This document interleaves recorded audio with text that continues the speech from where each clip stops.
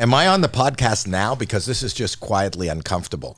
This is it. This is what we do. Just sit with people. You sit with friends. You don't talk. We did now?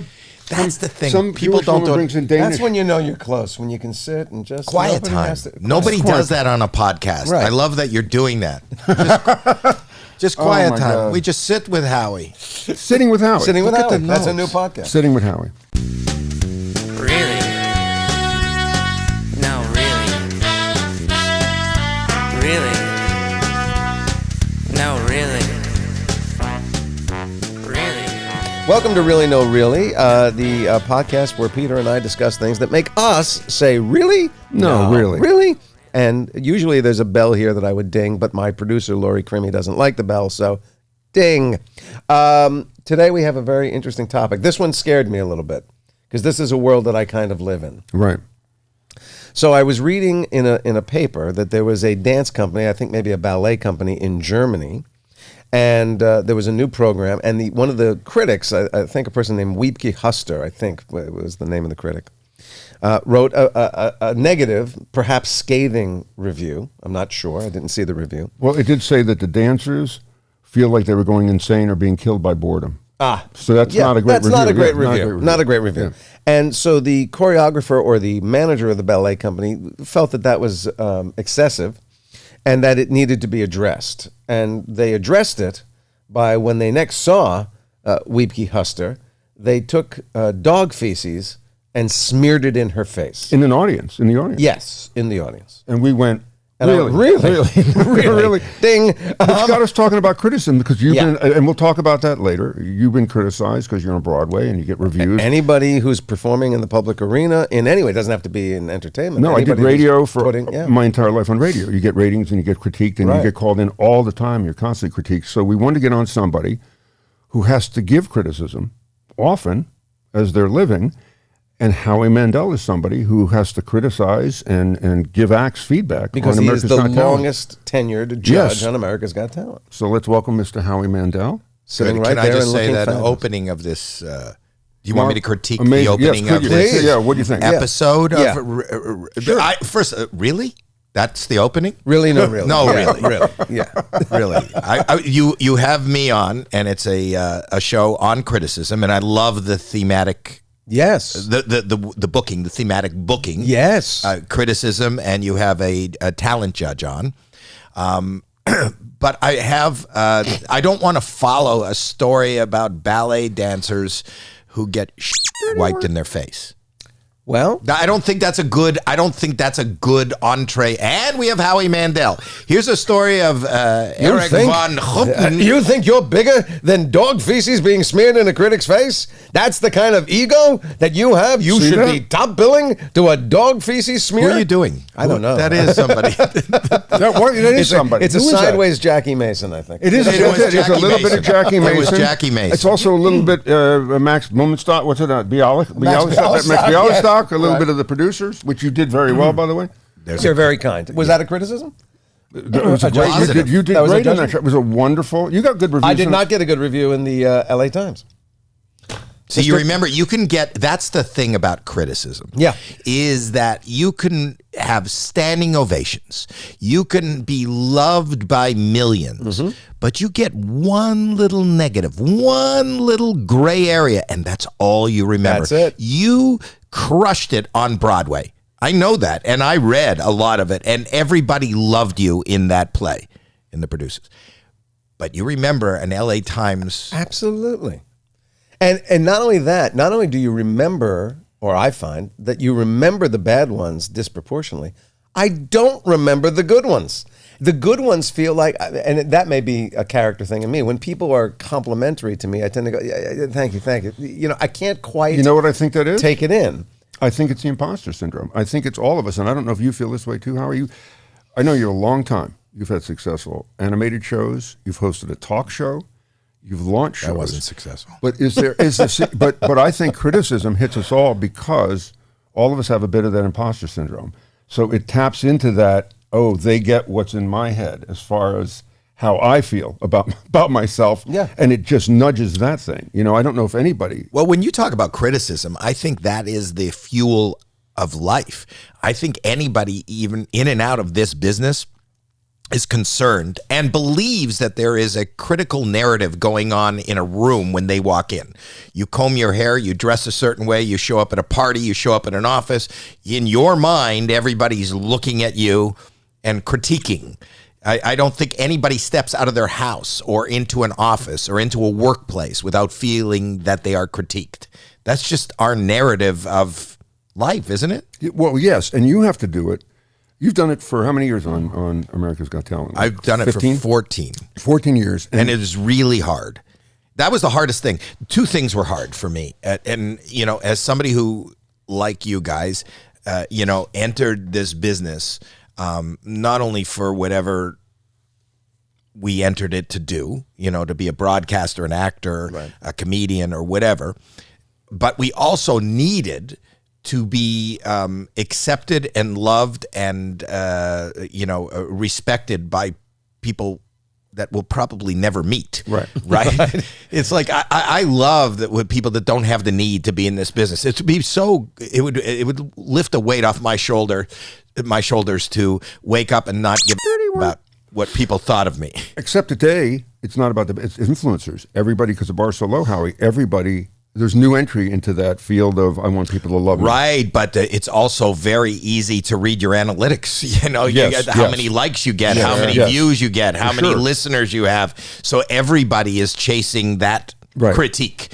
And whether you hear the words or whether somebody shows up to wipe dog face, it feels exactly the same to not have any views, to not have any listeners, absolutely, to not have. Absolutely. So I think my point was, I forgot now what my point was. You said, being a judge. I know I'm on topic. The hardest hardest thing for me was I entered into this business to garner laughter and love and acceptance from people I don't know. And then the first day that I showed up on America's Got Talent, at that time we used to travel the show. I don't know if people remember at the beginning, you know, that we're like American Idol. We're coming to you from Dallas, or we're coming to you from, and we used to travel around and find local talent and then bring it. You're going to Hollywood. And I remember the first time, I don't think I was that critical, but I didn't love a song choice that a singer was on stage. And I said, you know, something like, you have a great voice, but, you know, I don't think you chose the right song. I mean, there was no range in that song. And I said something that wasn't totally positive. And the entire audience, because this is their hometown boy or girl, the entire audience booed me. Right. And I had this negative criticism just wave over me. And I thought, oh my God, what the Can I swear on there? No, but we'll bleep. We can bleep. We have budget for bleep. I know Lori took away the bell. I don't know if she took away the bleep. We have a bleep. Lori doesn't like sounds. So far, we have the budget. Okay, all right. But you know, I thought, what the hell have I done? You know, like I'm on a thing where everybody, like, they don't even like what I'm saying. It's not like I'm trying to entertain. I'm not trying to be funny. I'm not trying to get a laugh. I'm just being honest, and I'm just being Howie. And that hurt more than ever. You know, you don't agree with my critique, you know, and now you're critiquing my critique, and you're critiquing my who I am and my taste and my sensibility. And that wasn't even that audience response. I wouldn't even put that under critique. That was, I'm going to hurt you. I'm going to hurt you, Howie Mandel, because you did something I don't approve of and I don't agree with, and I feel you're hurting someone else. So in the guise of protector, I'm going to boo you and hurt your feelings. I'm going to diminish you. And you don't think that's what a critic does to you about your performance? I've received many different kinds of critique. There are some critique that is not, I wouldn't categorize it as positive, but it is helpful. Constructive and it is criticism. Yes. And then there's critique that goes, I do want to hurt you. I feel that you need to be harmed. Well, it's destructive criticism. Diminished in some way. And that's why, as a judge on these shows, my empathy precedes my professionalism. Right. I am somebody who is on stage. I am somebody who is in front of an audience all the time. And I'm very cognizant. I try to be as cognizant as I can be about how I would feel. You know, it's kind of like do unto others as you would have them do unto you. Yeah. So when I tell somebody something that isn't positive. There's this weight, and the weight is because you just alluded to it, because of social media. America's Got Talent gets 1 billion clicks a season. On YouTube worldwide. Really? Dang. You're right. Yeah, well, that is Really? the entertainment No, really. of criticism. Yeah. But it does. And I'm cognizant of the fact that people are listening to what I'm doing and being entertained by the criticism. Yeah, But, so therefore I feel obligated to be honest, and I feel obligated. It's really easy, but also boring and not entertaining to just be nice for niceness sake. Wonderful. That was wonderful. And it was horrible.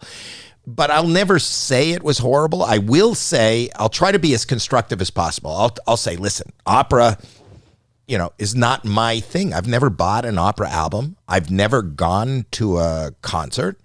But I think that some of the notes were not, they weren't notes. They were pitchy. So it was funny. I'm listening to when I was preparing for this and thinking about criticism, because I had to help a judge in the past on another show who called me and said, I need to come up with X amount a week. Can you write some criticism? In other words, you have to come up with so many ways to say something's bad after 15 years.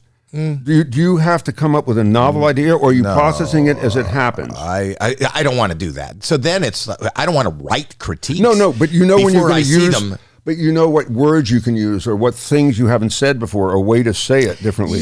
That's the biggest issue that people have, but then you become, like he just said, pitchy. You're making fun of the gentleman that was on Idol, right? He always said it was pitchy. Listen, dog, it's pitchy. But the point is, so then I'm internalizing, and I don't think about saying it in a different way.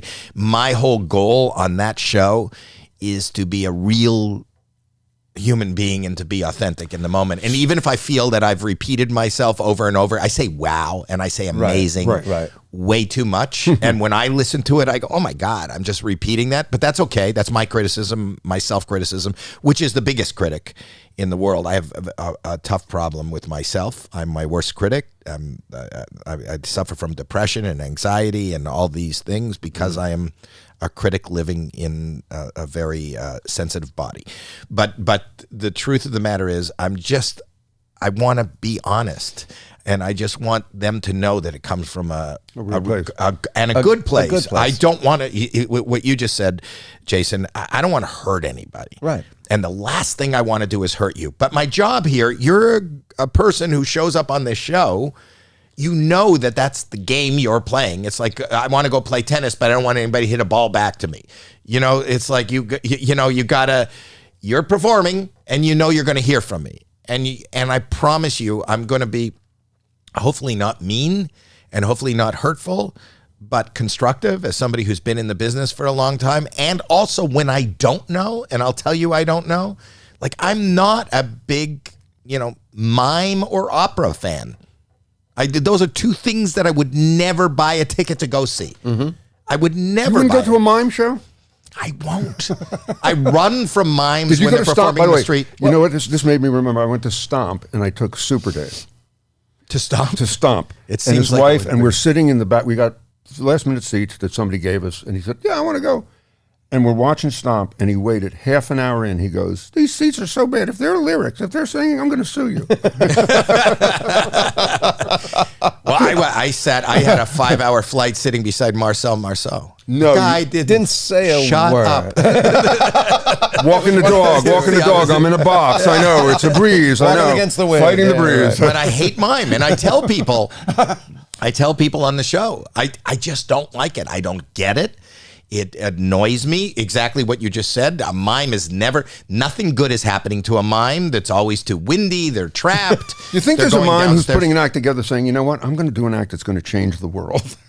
No, but there is a mime that I ended up loving, and it changed my mind. There's a guy by the name of Tape Face who is now performing in Las Vegas, who was one of the funniest, most innovative mimes I've ever seen. Here's the thing for me, and I wonder how you address it. So you have many singers, you have many dancers on the show. Mm-hmm. You're not a trained singer. You're not a trained dancer. Right. So, but you do like those things and you will critique them. So now here's my question. What's the difference, if there is one in your mind, between what makes you able to critique a singer or a dancer? You have no background. No, but I don't know how much you know about me. I'm brilliant. And I didn't know that. Yes. No, I am. I'm brilliant and I'm... No, the truth of the matter is this. If you are a singer and you show up, I'm somebody who has a modicum of an intelligence, who has been in the business for over 40 years, who understands kind of how you marketing. I think I can understand why what you're doing is marketable and why some people would love it. And even though I don't love it, I mean, I can hear that you're hitting notes and I could hear that you're original. I can hear that you're powerful. I could look at you and say that you own that stage and you have such confidence and there's a magnetism. I don't want to buy your record. Right. I don't want to stream your music, but you're really good. You know, I get why people are going crazy for Taylor Swift. I've never been to a Taylor Swift concert. I'm not knocking her, but I know that she's really good and relatable and she hits an audience. I understand, I never watched soap operas. Right. But I understand that's a rabid audience and it's really good. And the more melodramatic it is, the more they entice that audience. So I think as an intelligent person who is in the entertainment industry, I have a right to give you my opinion. And you have a right to go, well, you don't know what dirty word. Again, fine, don't worry about it. Go ahead. Yeah, you don't dirty word. Go ahead. Now you're fine. Oh, thank you, Jason. Now we got to edit out our dude bleeps on that. Do you know we pay for if you had to come out of your pocket and pay for the bleeps right now? I don't need your. By the way, did you know at the soap opera? Criticism. Jason taught me this. At the end of every scene in soap opera, they go to commercial and the person's standing there, and they focus on their face. Makes me laugh. And I go, "What is it? What's the trick to that?" Well, I didn't And tell you Jason- this. This was a director that I worked with who directed a lot of You ready soaps. for And I this? go, when they do those push-ins at the end of a scene, the scene could be mother died, the scene could be Jeffrey's missing, the scene could be we'll do it tomorrow. But there's this 10-second push-in. Right. Oh, what do you and do? he had an Makes me actor laugh. say, "What do I do? What do I do with that? What do I play?" And the director said, very subtly but very real, play Who Farted. It'll cover any situation. And if you do that, it's this. Any It's situation. this. It's this. You go. That's too over the I mean, top. If it's- you really put, I'm going to do it to this camera. Who farted? A mother, Jeffrey died. It's who. It's very very small. subtle. Who Just farted? who farted, and it will It cover works. any Works every time. situation. I'm so glad I brought that to That's this. better than, well, I'm going to critique it. It was wonderful. Too- I didn't know. You kind of take away from the critique by telling me the mechanism that it was, but that was an It's amazing. like revealing a magic trick, Thank isn't you it? very much. It ruins That's it for why you. they say, I smell Emmy.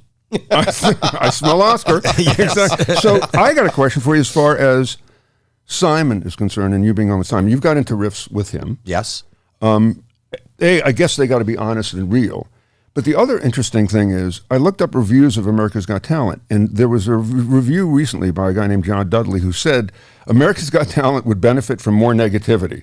In other words, amp up the criticism. What's interesting is my take is when I watched when Simon Cowell first hit America, Right. people went crazy. He's mean. Oh my God, he's so mean. Today, it doesn't seem mean. And I'm wondering if that's because he's adjusted, or everybody else has gotten public discourse now has gotten so mean that to get clickbait, you almost have to amp it up to uber mean. Yeah, I think the digital age kind of led us into reality. And, Simon was the first person, and I've talked to Simon about this. We become really good friends. Simon was a record producer. And in the record business, he's told me, I'm not in the record business. I can't tell you how many people would come into his office or his building and sing a song and he'd go, you know what?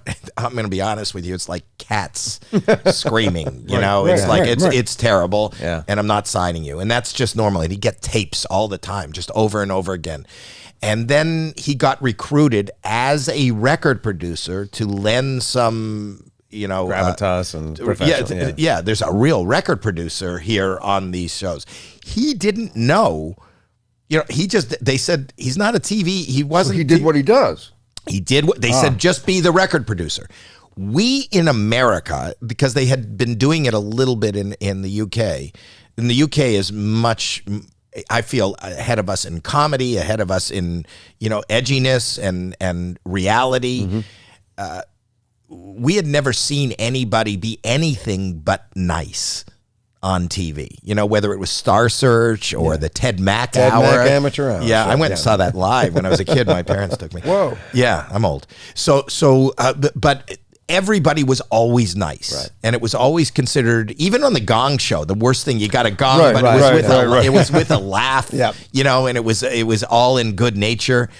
But he was the first one that went, oh, are you kidding me? And they purposely, for entertainment, the producers would, William Hung. Do you remember William Hung? Oh, Yes. yeah. Oh, my gosh. So William Hung got cast. Do you think he got cast and they put him in front of the judges because the producers thought he was amazing and he would get a record deal? No. He was put there. It was easy.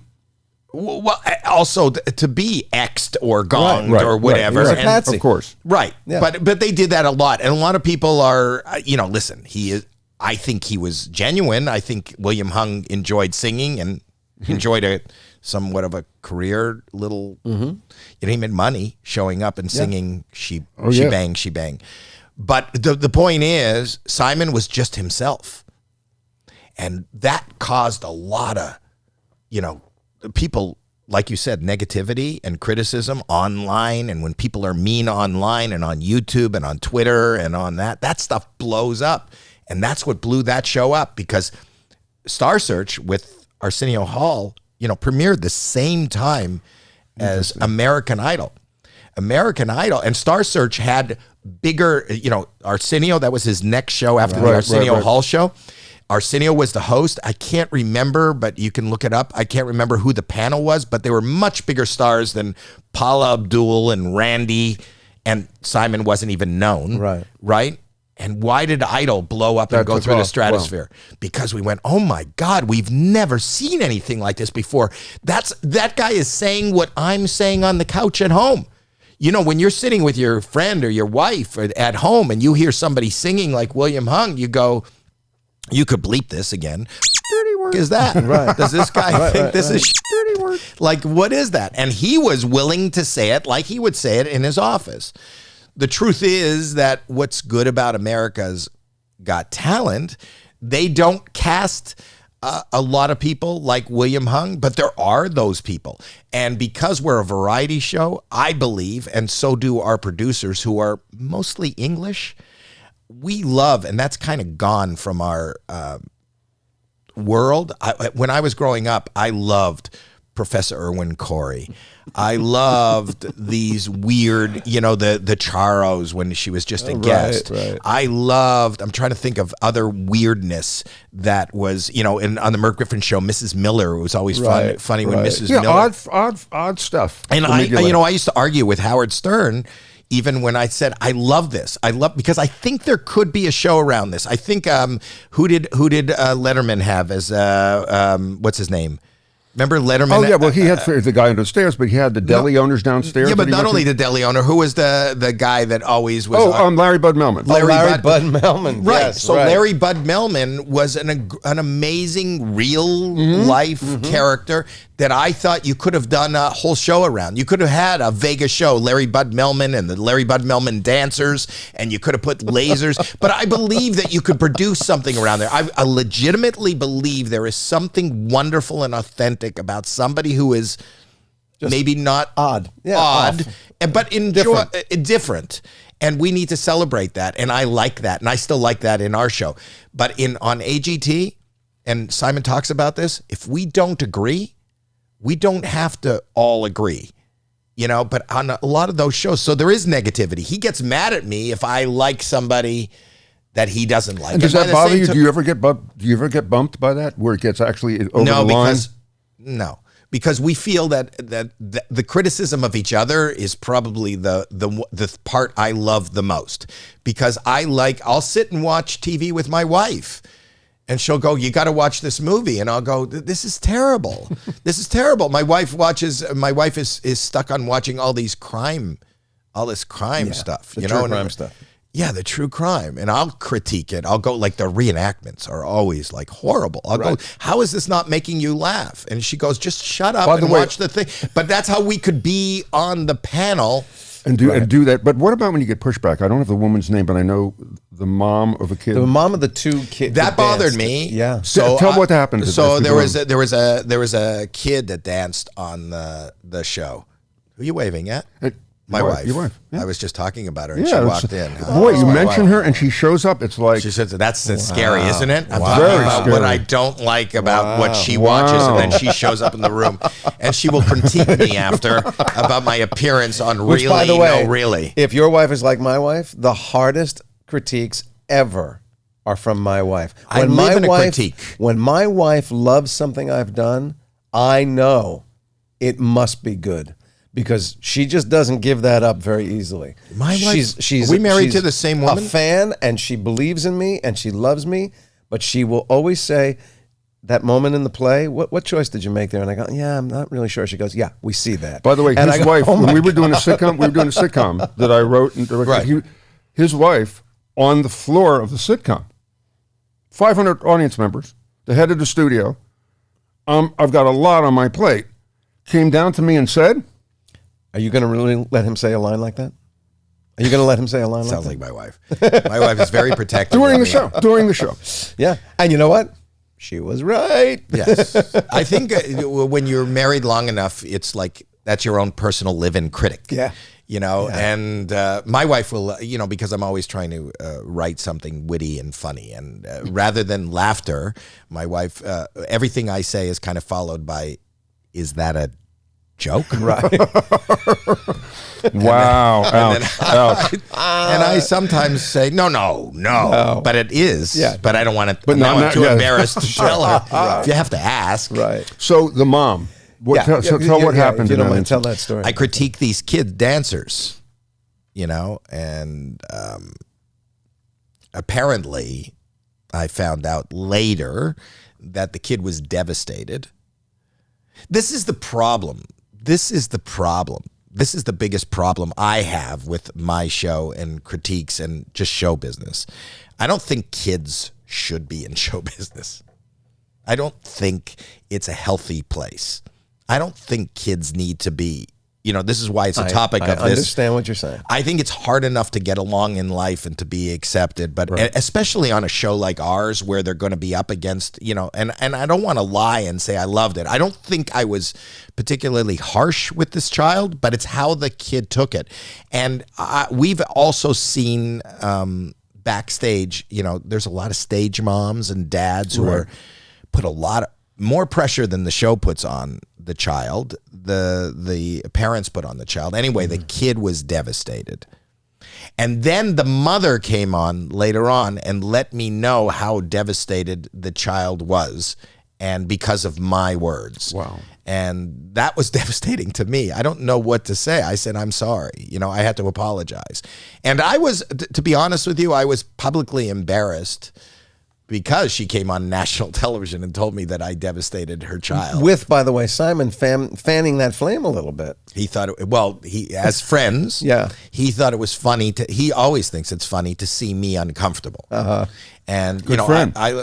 It kind of is. I get it. Listen, humor always comes out of discomfort. Yeah, sure. It always is. So the sense of humor of seeing me squirm and being uncomfortable, he liked that. He didn't like the fact that a child was what it was about, and the child was the center of it, and the child was...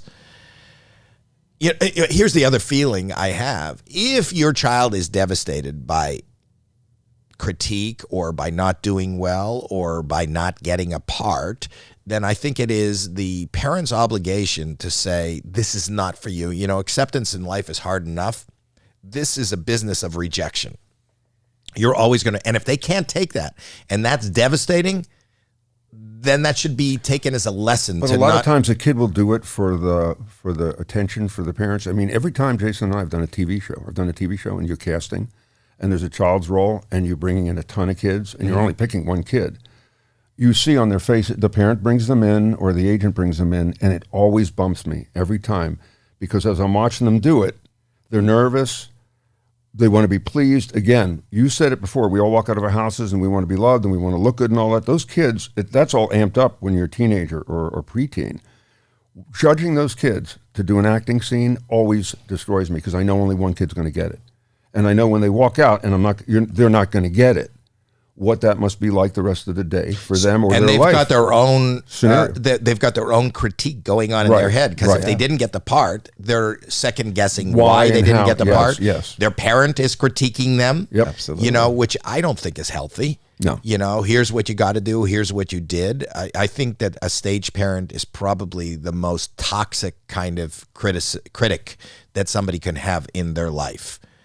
You know, it really is, because it's coming from a parent who I believe, and you know, you can critique me on this, but I believe that as a parent, our job is to be the most supportive, the most coddling, to remove our children from any, you know, I mean, we could be a helicopter parent and then maybe do that too much, but in this world, which is tough as it is, I think we have to keep our children away from toxicity, and I think that this business is toxic anyway. But then there's a balance too, because I think about it. And I said this to Jason. Well, think about growing up, and I don't know your childhood, but I'm all over my kids, and I think maybe smothered them too much, because my dad never, as much as I love my dad, he never sat down and said, "What are you feeling today? Are you good? He never asked me about emotions and feelings and how I'm doing and what. It was kind of perfunctory. He was busy. I was busy, and it wasn't that they weren't supportive. It just was not feelings and emotions. So today,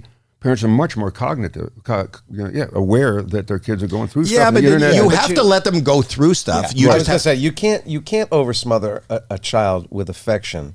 You can problem solve for them, and that can become. You can that's the have problem. your Yes, child you know. suck the Dalai Lama's tongue. Wow, what was that? Yeah. Did that? Are you oh my critiquing gosh. that? Oof, Are you giving that? Are you Dude, giving that really? criticism? Really? I'm Shut it down. going to put a big X on that. You talk cancel culture. I just had to hear that one. There is no, usually when celebrities are criticized, they're worse. Like I had some examples. Shia LaBeouf was criticized, put a bag over his head. Reaction's not always the best. I saw that thing and I thought, the Dalai Lama, Right. You seek truth and wisdom. And he asked the kid to suck his tongue. I didn't get, what did the explanation come out, by the way? Did anybody I read the heard, explanation? as I was driving in today, I heard something What was that he said. It was a joke. It was supposed to amuse. Oh, it was supposed boy. to be funny. Yeah. And, Oh, boy, no. Where's he from Wait, originally? Tibet. Because Tibet. sometimes, Tibet. Tibet. Yeah. So in Tibet, That's a joke. Suck my tongue. It's like pull my finger. Yeah. It's the same thing. There you go. That's the only thing, that would be the only explanation, by the way, that I would possibly even, if I went to Tibet now and 10 people said, hey, suck my tongue, I go, okay, all right, get it now. But you know how many people are on a podcast right now in Tibet going, you know, there are Americans that have children pull their finger. Can you imagine that? Tongue sucking. I don't know what it is. Does this, talking about this, because I don't know if you've talked about this before, about criticizing and doing the responsibility of that. Well, I feel bad. Yeah, I feel bad. I don't know how I'm affected. You know, on our show, I want to tell you this. I don't know if you know this, but you said you were a judge on another show. Do you know that there is a full-time employed psychologist backstage? Do you know that? There you go. I didn't know that. I was wondering. Yes. So the guy that is the psychologist on by the way. AGT. Ding, really? Yeah. Ding. Sorry, Lori took it away from me. Oh, wow. Okay, so the guy that is backstage at AGT used to work for the LAPD. He was the guy that was waiting in the foyer on Roxbury at the end of the slow speed chase when they brought OJ in. He's the guy that had to talk to make sure that OJ stayed somewhat sane as they were putting handcuffs on him and taking him in. That same guy is the guy that is backstage at AGT saying, "Are you okay with what Howie said?" I got so many questions about that. That's another episode. You come back for that. I want to interview that guy. He'd come in. Wow. He's amazing. And do they, and curiously, do people say no? And do they? Yes. So, and they are really busy. You know, listen, we humans are very complicated. And you don't, what affects you might not affect me. What affects me probably doesn't affect many other people.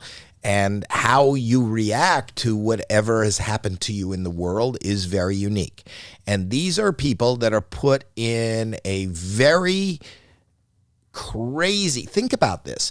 A lot of these people have never been on television. A lot of people come to us, and especially when you're talking about a child, a lot of people have come to us and they go, you know, this is something I've always wanted to do.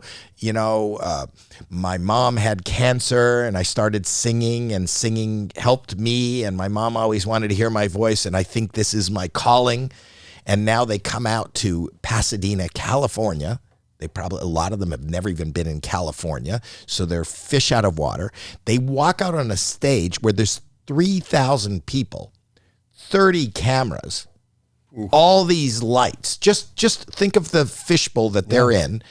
And then me and 3 other people looking at them and then telling them exactly what we think about what they did. And then you know, their interpretation of what we say is really unique. You know, it's not what we said. It's how you took what we said. We're in an age right now where context doesn't really matter. Yes. You know, it doesn't really, they don't hear. What word did we trigger?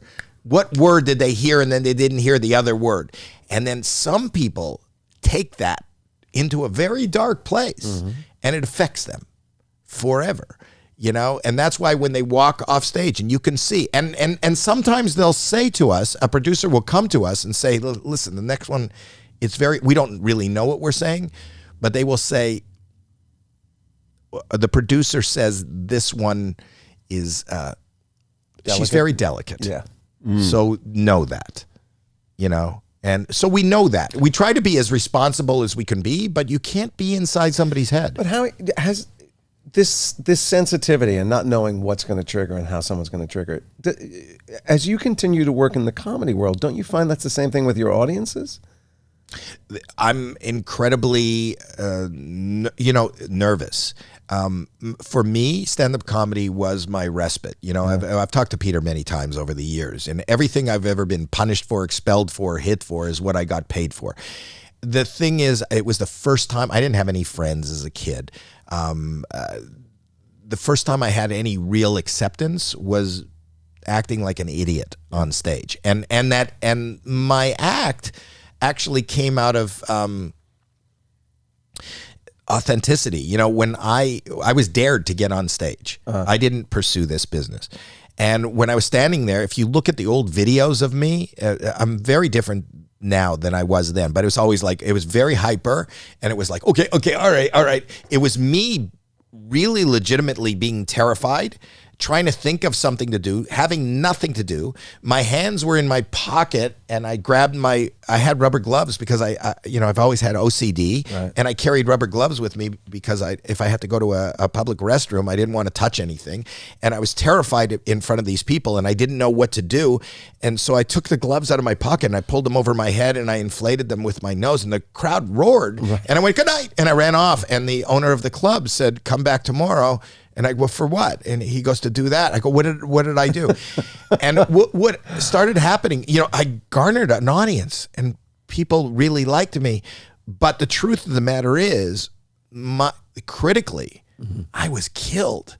Like, I didn't have an act. Yeah. I was the joke I can't tell you for how many years, and this destroyed me inside, I'll be honest. I was, Letterman's top 10 list.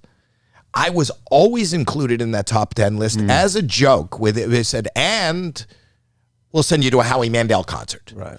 And the point, and that killed me. And it was funny, and it got a laugh, because within my own community of stand-up, I wasn't thought of as the wordsmith.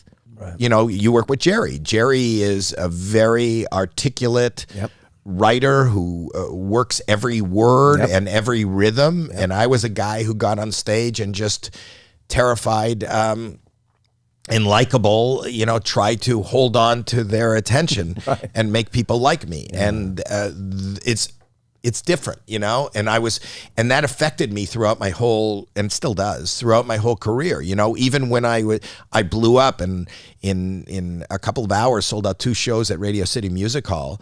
And I remember in between shows, I've told this story so many times, but in between shows, looking out the window onto 7th Avenue as the first show, I did 2 shows in one night. The first show went out onto the street and the next people were, so 7,000 people are teaming onto 7th Avenue. 7,000 people are coming in for the 9 o'clock show or the 9:30 show. There's cops out there with stanchions and the traffic is all, and my wife says to me, what are you thinking? And I said, I'm in a city that has 10 million people, 9,894,000 people don't give a here. Right. So I'm always aware that so many people don't like me and think I'm an idiot and think I talk to Carrot Top a lot. Carrot Top is an amazing guy who has had the ability to have a showroom in Vegas for the last couple of decades, who not only writes material that holds and gets laughs every night, but engineers and builds props. Right.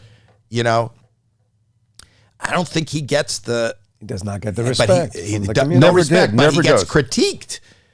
He gets criticized. Yep. For doing more than what the average comic does, and for having more success than the average comics have. There's thousands of us out there. Most of us don't make a big living. Most of us are just these road warriors. Yeah.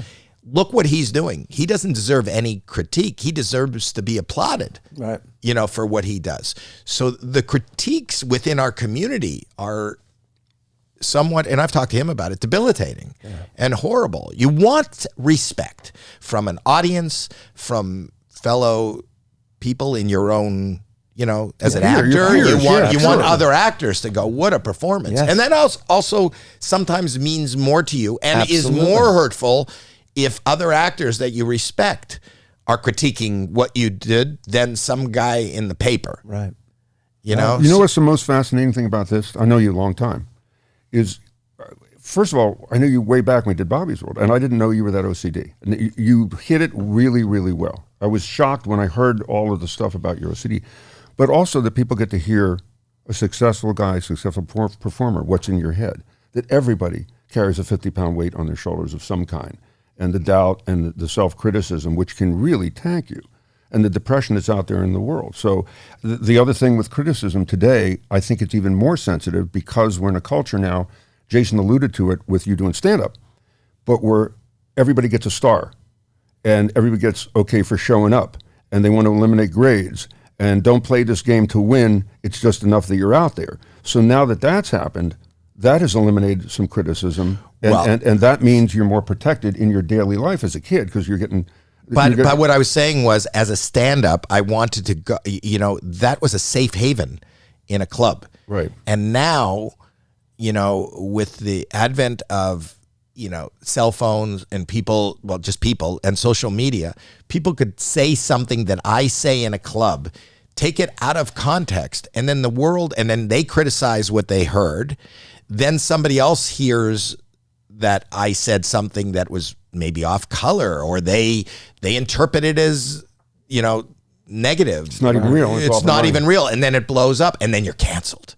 Absolutely. So it's bigger now than it ever was. Yeah. The world and social media has become the critic, so much so that average Joe Schmo is now on social media and it's not even a real picture. They give you filters and they give you things where you can create something so that you don't get criticized. Yeah. You could change your shape, so what is reality? And that's based on why you're changing your shape on social media so that you don't get criticized. Right. And it's mean criticism. You bet. My daughter, who I do my podcast with, is a mommy blogger. Was a mommy blogger. She doesn't put her kids online anymore because people criticized her children and were mean to children. It's hard enough for me, who gets paid a nice dollar, to sit in front of somebody who's asked me to say something about their dancing child. Right. It's different than when somebody that nobody asked is talking about your kid in the background and making disparaging remarks about their looks. You know, it's crazy. And how the kids do? And by the way, just the sheer volume of that too. It's everybody now. Everybody. It's dangerous. Well, it's after you leave, we usually take this to another level. The level we're going to take to is that it's about everybody has an opinion now, and everybody's encouraged to give it, whether you're an expert or not. It's one of the reasons that I don't do talk radio anymore, because people were giving opinions about things they knew nothing. You would ask them, "Okay, I'm open to that. Give me your opinion." Well, I remember they knew nothing about what they were talking about. I remember, it has to be 15 years ago, watching Wolf Blitzer do a news story. And at the end of it, he said, "We want to know what you think, so write to us at something." And I go, what does it matter what I think? My opinion on this is a news story. This is a factual event that you have shared with us. Yes, it may inspire some thinking, but why is what I think need to go into the CNN public discourse sphere? Because the new media, and media is all around us. Yeah. You don't have to be, there used to be a time when we were kids where, people used to, they wear a fedora that said press, and that was a professional person. Right. And now everybody's social media. Yeah. They're really, it's a guy in his underpants sitting in his bed in Cleveland, but the... Which seems a little critical, by the way. Did you hear that? Yeah. A little bit. What's wrong with that? That's how I do it. Yeah. Right. All right. Go ahead. Finish your thought. My thought is, that in order to feel alive, the key word in social media and everything you're doing, even this podcast, is engagement. Right. So how else do you engage an audience? How do you engage anybody? The only way to engage a stranger is ask them to critique. Criticism. I want your criticism. Hopefully it's positive, but it's not always positive. And the people that rise to the top, or the criticism that rises to the top, is the negative. As dark as you can get, as negative as you can get, that's the louder you're going to be. And more people are going to notice that. No, if somebody says they listen to this the comments of this podcast, I don't know if you read the comments of this podcast. You should say you do, so that people engage. I don't follow this show, so I don't know. Well, the in the comments, if they go, I saw the, I listened to Really No Really last week with Howie Mandel. That was nice. And that'll just go by. Right. But if somebody goes, why the hell would you have that idiot on? Right. I can't stand listening to a second of that comment will go to the top, and that comment will be commented on. So that's criticism is our fuel. Well, you said something so interesting. So I directed a film years ago. It was my first film, and we were doing test screenings. And as we would sit and watch the test screening with the audience, there was a comedy, and there would be 50 big laughs. Excuse me. And at the end, we'd get a smattering of applause from the test audience. So I go, oh, we must be pretty good. Then the focus group would happen. And the question would be, did you guys like the lead character? Now, all of a sudden, they go, well, if I stand here and say I like the lead character, I'm a schmuck.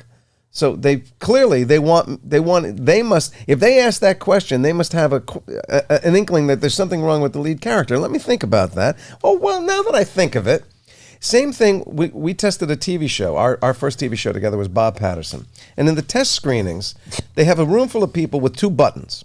I know. If you like what you're seeing, hold the left one. If you don't like what you're seeing, hold the right button. So the show starts, and everybody's holding the left button. And I know if I'm sitting in that room, I'm going to go, what am I, a schmuck? I'm not just going to sit here and like everything. Let me hold this button for a little while. Arbitrarily, I would be pushing the other button. Well, I did that. So I sold a show. I sold a show once to a network, to NBC. And I knew that they do, I think it was CBS. And they do tests in Vegas it used to be, the testing place was in Vegas at the hotel. Mall. In the mall. In the mall, right. In the mall. So I put on a baseball cap and I took 10 friends. They pay you $25. Right. And I said, oh, what do you I found out what day they were testing my show.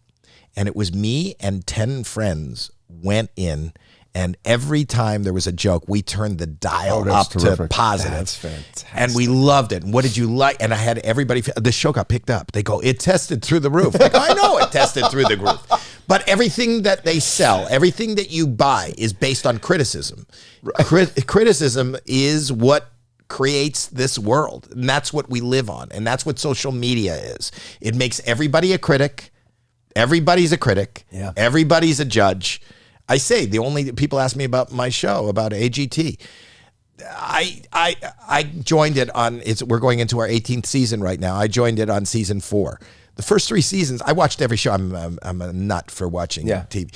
But so I watched every show, and I'm not doing anything different today than I was doing. They just gave me a pair of pants and a paycheck. That's the only difference between what is happening with me watching the show.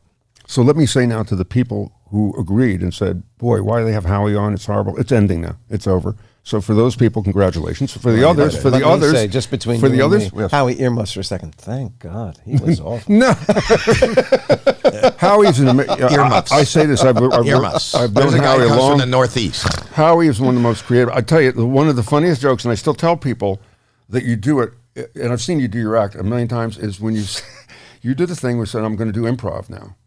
And you ask people for the prop. I tell the story all the time. I told Jason, because it's so brilliant to make you feel good about yourself. I've seen everybody, worked with everybody. And Howie would ask, give me a profession. Yep. Give me a prop. Yep. Give me a location. Give me a this. Give me a 10 thing. And then there's a long pause. And then it's, all right, tell me what to say. And boom. Give me something funny to do. There's Yes. and the balls to take everybody down that path, to pay that off is who you are. That's a real good way of summing it up, because you've got a lot of guts with your comedy to take people on rides. And it's brave. It's brave comedy, and it's kind of different comedy. So I love terror. I'm addicted to terror. You do. I am. I love thrill rides. I like to feel that adrenaline. I like when it's not working, and then I'm devastated that it didn't work. Yes, but and anytime I've worked with you, it's always been in Hidden Howie. The thing I tell there is was it a Vegas buffet? That's my favorite thing that you've ever done. You were at a Vegas buffet, and the guy would go and fill his plate up, and he'd put it down. And when you talk about terror, Howie would show up with the glasses. The glasses had a camera in them, and he had a bandana, so you didn't know it's Howie. And Howie would immediately, as soon as the guy put the food down turned, he would take it and dump it into the trash. And the guy, he was cleaning up, and the guy would go, "What did you do?" And Howie would go, "You can take as many times as you want. You go back, take as much." He you didn't want. even start. I would clear tables. People, I'd see them go, and they go to their table, and then I'd go dressed as and I take the plates and dump them. He goes, I didn't finish. I go, you can go back, but I didn't even. He did it to this guy though, over like and over 3 again. times. The guy was going Screaming. out of his mind, screaming. Howie would have a guy come in a bakery, no one's there, and Howie would call out numbers, number 862, and the guy goes, "There's nobody here," and Howie would go, "Sir, number 863." I mean, you watch this, and you're going, "This is really you're going." No, for they it. would. I would be in the bakery or an ice cream store, and we would have numbers, and I'd give. He'd pull a number 72. Right. He'd be the only one only there, one store. and I'd go 6, and he'd be looking at his 72. And he I'd doesn't go, matter that people are ready to kill him. Some guys 7, right. Yep. And I would go an go there all hour. day. Oh my I would God. call an hour. He'd go, but there's nobody here. I go, what number are you? He goes, 72. I go, wait your turn. Your comedy is smart, Howie. Well, Your it's- comedy is different. It's dangerous. It pushes the envelope. So Thank you. Thank you for having me on. And thank you. I should note, for people that don't know, we do our show here in your facility, and you are an amazing host and a fantastic And do we have to pay facility. for this one? Because it's you promoting Well, it? there should be some sort of a rebate, I do think, on this. what do I get paid for this? For this appearance? Yeah, Lori? Oh, Can okay. I It's get even. a I shouldn't have bell? brought that up. Ixnay on the almonds. Thanks for being with us. Thank you. So we're back, having talked about critique and the power of critique. I have been critiquing you since we began about you not wearing the Really No Really branded shirt. And look at the power of critique. Yeah, I would. It actually, it came out with a positive change. Mr. Powerful. It's a You're positive change. You're a handsome and powerful man. You're You a just handsome convinced and me that I powerful just man. didn't want to hear it anymore because you're trying Right, to. Yes. right. Sometimes you Spend don't want $9 to of hear. your Seinfeld the money on truth a is shirt. hard. That's what we've learned about critique. You spend The truth is $9 from hard. the Seinfeld money in a shirt, and it's like gold. You know like what? You spun it's gold. $14.50 Oh, but for that's the what I shirt, love about and that's you. not with the logo. He leaves the logo, price tags on the gifts gifts, by the way. Absolutely, and only if you want to return it. You have the receipt? That was the big scam. Only if you want to return it, I left the receipt. So let's talk about criticism. That was amazing. Yeah. About, if people watch those shows like America's Got Talent, and you don't realize the responsibility. With great power comes great responsibility. It like was Spider-Man. always clear to me, especially seeing the guests they had on, because a lot of them are not professionals. A lot of them, probably do not get they're not making their living from the thing they're performing on that show. And it is a spotlight, as Howie pointed out, that they're not used to. So, it's a deer in the headlight. And you've got, somebody who you came in that you're trying to impress, good, bad, or indifferent, giving you feedback live in front of 3,000 people that is going to be replayed all over the world. It is the responsibility of that much greater than we thought. Absolutely. Yeah. And in particular, I've been teaching acting students of late, and when you give feedback, it is in a way some sort of judgment. And I hope I have not had a student tell me anything other, that what I'm offering is always pulling them in a positive direction, asking them what they're trying to achieve, asking them if they felt they got there. But I got to tell you, it doesn't necessarily matter. It's how a person hears it in their background. And you never know how they're going to hear it. By the way, just some interesting things about criticism. J.K. Rowling was told that children just aren't interested in witches and wizards anymore. That was when she took a modeling agency told Marilyn Monroe, you better get secretarial work or get married. So I love it. The Beatles, of course, were rejected by every record label there was. The brutal one is Barbra Streisand. Her mother says she'd never be a singer and not good looking enough. At home, when you do that, when you don't have to leave home to get kicked in you know what? That's pretty tough. Well, that's, I want to circle back, because we were talking with Howie about, what can you do if you're a parent, or you got a kid that comes to you legitimately and says, Dad, I'm trying to do this thing. And I get asked by parents all the time, my kid is interested in the arts. What do I do? What do I tell them? And I try to say, look, good, bad, or indifferent, here's your answer. Whether you think they're talented or not talented, here is your answer. Honey, you are my child. I love you, and I cannot see you through an objective lens. I think everything you do is special, and I take joy in it. So if you want an objective opinion, I'm not the person to come to. Wow. But I believe in you, and I believe in your dreams. Wow. And what I say to people is, look, life is going to teach them whether what they dream is viable or not. Never let your child be the person that goes, my mom didn't believe in me. You know what? And this is not a joke. I came from the non-believer family. Yeah. My mother, Laurie knows this. I told her this before. I said, I'm going to be on TV. You think you're good looking enough? I'm going to be on radio. You think you're smart enough? Wow. Which, it didn't destroy me. It's just what they were. It's just who she was. You know what I mean? Yeah. So, and it didn't deter me, but I knew she couldn't she couldn't process that, and maybe that was her way of saying, "Don't get hurt. It's a tough field," or whatever. But it was really, it was an interesting childhood when you had a parent that wasn't that supportive of most stuff. But I think that is a realistic part of success, because I have to tell you, and this you is were true. Supported. I was supported by my Big parents. time. Huge. No question. Yeah. My parents were very supportive of me. But, I've had a hugely successful career. No question about it. Many would argue a disproportionately and unearned success. But I've had a very successful career. 99% of my career are people saying no to me. You aren't good enough. We don't want you. Wow. We don't want your idea.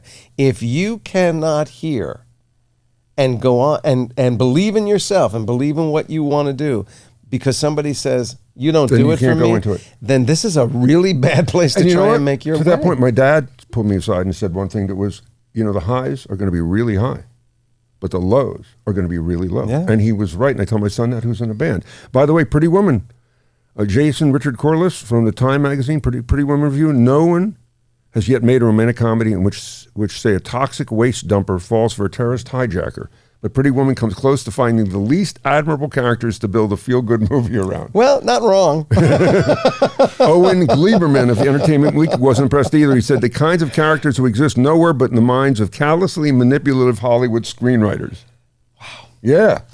My Broadway debut, Merrily We Roll Along, that we talked about, John Simon, who was a really acerbic critic for the New York Magazine, in his review went, I want to congratulate the creative team of this show for assembling the ugliest cast in Broadway Oh, history. no. Oh, yeah. Oh, yeah. Oh. Forget you were good, you were not good. I can't stand to look at you. Oh. That- yeah. Oh. Who would put that face on a stage? What were they yeah, it was. Before we go to Googleheim, I'll give you my favorite review. And Sure. it's a friend of ours, Leonard Maltin. His complete review for the 1948 film Isn't It Romantic was no. Yeah, well, that's only top. And I told you there was the most famous Broadway show. There are books written about it. The biggest flop in recent history on Broadway was a comedy thriller called Moose Murders, and it closed on its opening night. And the 10 o'clock television review, which was the first one out, they said, here, the new show opened, and here's our critic on the aisle, and now this person has to give you a 1-minute review. And for 1 minute, the guy sat there going, shrugging his shoulders, shaking his head, trying to think of something. He was speechless. And at the end of the minute, he went, and I'm so-and-so. That was it. His review was, I have no words. It's so bad. Brilliant. Googleheim, wrap us up here. What did we do wrong? What do we need to know? Well, first off, I just want to say that psychologists generally agree that criticism does not lead people to change behavior. But as we all know, shame does. So that might be something that people want to take advantage of. But a couple quick statistics. Apparently, people are. Let me just savor that for a second. Really? Then my parents were By the visionaries. way, that's what happened today. Yeah. I shamed you into putting on this shirt. Yes, you did in my childhood. Right? My parents, they were visionaries. They knew. They knew what to do. Shame your son. Okay. Thank you. Yeah. But for office managers out of there, 83% of employees really appreciate receiving feedback, whether it's positive or negative. And 72% of employees say they get praise less than once a week. So perhaps if people, manage these things a little bit differently. And although I know that Howie was not really into this whole idea, that we first came, of course, to this idea after this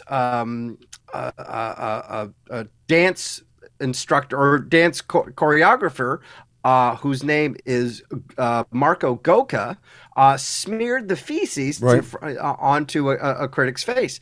Well, here's the interesting thing. Well, there's two actually interesting things about that.